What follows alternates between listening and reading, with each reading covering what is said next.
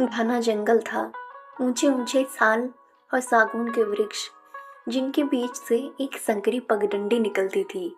उसी रास्ते के पास एक छोटी सी झोपड़ी थी। उस झोपड़ी में एक वृद्धा रहती थी। लोग उसे प्यार से माई कहते थे। माई अकेली थी, ना उसका कोई अपना, ना कोई परिवार, पर उसका हृदय पूरे संसार के लिए खुला था। माई का जीवन बहुत साधारण था। जंगल से लकड़ियाँ काटना, नदी से पानी लाना और थोड़ी सी खेती, इसी में उसका दिन कट जाता था। गांव के लोग उसका सम्मान करते थे, क्योंकि वह दुख में हर किसी की माँ बन जाती थी। एक दिन दोपहर के समय जंगल में हलचल थी। अचानक झाड़ियों को चीरता हुआ एक युवक लड़खड़ाता हुआ आया। उसके कपड़े फटे थे, शरीर खून से लथपथ था और आंखों में भय था।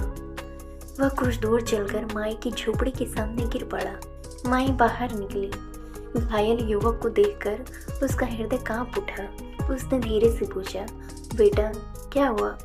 युवक ने कराहते हुए कहा, माँ मुझे बचा लो। उस एक शब्द माँ ने माई के भीतर सोई हुई सारी ममता जगा दी। उसने बिना यह जाने कि वह कौन है, क्यों घायल है, उसे सहारा देकर झोपड़ी के अंदर ले गई। उसके घाव धोए, पत्तियों से दवा बनाई, पट्टे बांधे और पानी पिलाया।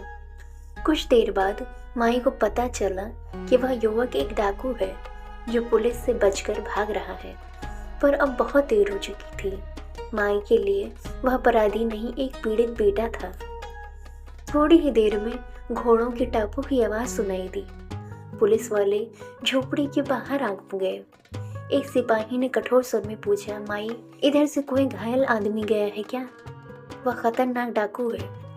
माई का हृदय तेजी से धड़कने लगा, पर चेहरे पर शांति थी। उसने कहा, नहीं बेटा, यहाँ तो कोई नहीं आया। सिपाही कुछ देर इधर उधर देखकर चले गए। माई ने राहत की सांस ली। अंदर जाकर उसने उस युवक के सिर पर हाथ रखा। युवक की आंखों से आंसू बहने लगे। उसने कांपती आवाज में कहा, माँ आज तक किसी ने मुझे इस तरह नहीं छुआ। मैं बहुत बुरा आदमी हूँ। माई मुस्कुराई। बेटा, माँ के लिए कोई बेटा बुरा नहीं होता।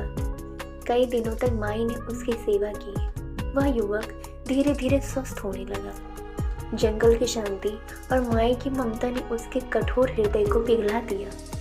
उसे अपने अपराध याद आने लगे। उसे पहली बार आत्मग्लानि हुई। एक दिन उसने माई से कहा, माँ मैं अब इस पाप के जीवन को नहीं जी सकता। आपकी ममता ने मुझे बदल दिया है। माई की आंखों में आंसू आ गए, पर होठों पर संतोष था। उसने कहा, जा बेटा, सच का रास्ता कठिन है, पर वही सही है। अगली सुबह वह युवक पुलिस के सामने आत्मसमर्पण कर देता है।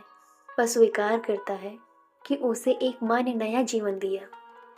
माई अपनी झोपड़ी के सामने खड़ी दूर जाते हुए उसे देखती रही। उसकी आंखों से आंसू बह रहे थे, पर वो दुख के नहीं, गर्व और संतोष के थे।